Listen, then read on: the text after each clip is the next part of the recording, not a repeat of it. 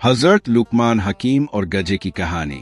बहुत पहले की बात है, जब हजरत लुकमान हकीम अलैहिस्सलाम अपनी समझदारी और हिकमत, ज्ञान और विवेक के लिए पूरी दुनिया में मशहूर थे। एक दिन वह अपने बेटे के साथ सफर पर निकले। उनके साथ एक गधा था जिस पर वे सामान और जरूरत का सामान लादे हुए थे। रास्ते में चलते चलते वे एक गांव से गुजरे। पहले हजरत लुकमान खुद गधे पर बैठे और उनका बेटा साथ साथ पैदल चल रहा था। गांव के कुछ लोग उन्हें देखकर कहने लगे, देखो कैसा नाइंसाफी है, बाप तो मजे से गधे पर बैठा है और मासूम बच्चा पैदल चल रहा है। यह सुनकर हजरत लुकमान हकीम मुस्कुराए, उतर आए और बेटे से कहा, बेटा अब तुम बैठ जाओ।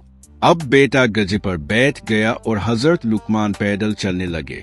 थोड़ी दूर और चले तो दूसरे गांव के लोग कहने लगे, देखो आजकल के बच्चे भी कैसे हैं, खुद आराम से सवारी कर रहा है और बुआ बाप पैदल चल रहा है। हजरत लुकमान ने फिर कुछ नहीं कहा।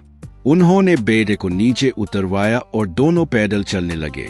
अब जब वो अगले गांव पहुंचे तो कुछ लोगों ने कहा, इन दोनों को तो अक्ल ही नहीं है, गधा साथ है और दोनों पैदल चल रहे हैं, इससे बड़ा मूर्ख कोई नहीं हो सकता।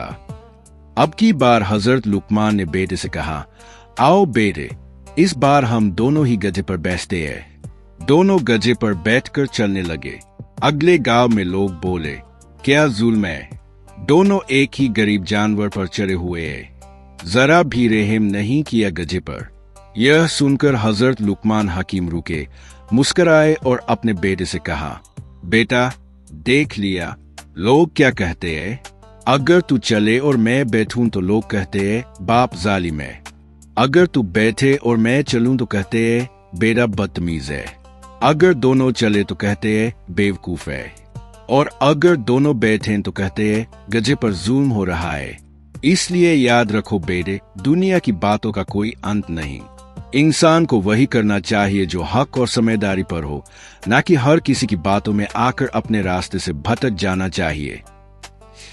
सीख, नसीहत। इस कहानी से हमें यह सीख मिलती है कि दुनिया में हर इंसान की राय अलग होती है।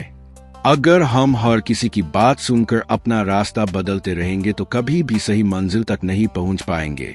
हमें अपने विवेक, ज्ञान और अल्लाह पर भरोसा रखकर सही रास्ते पर चलना चाहिए, चाहे दुनिया कुछ भी कहे।